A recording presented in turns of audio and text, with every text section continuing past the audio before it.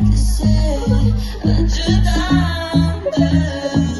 Yalanmış anladım. Neredesin Pangu? Hala teni yalnız bıraktı.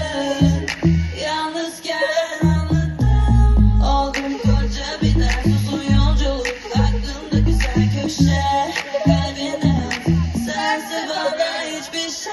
Arada kalan gizler ama değerli fiyer. Durmaz sana birkaç harfini sorsam sana et itirafını o havaya. Arada kalan gizler ama değerli fiyer. Durmaz sana birkaç harfini sorsam sana et itirafını o havaya.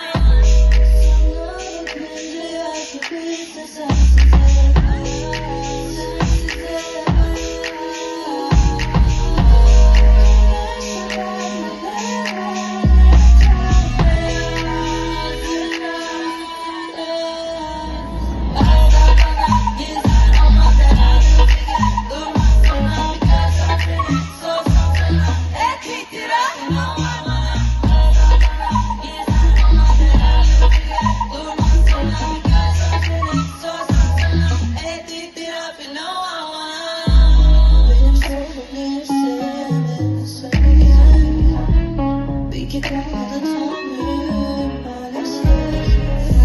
Burası buz çok da soğuk gibi kuzey.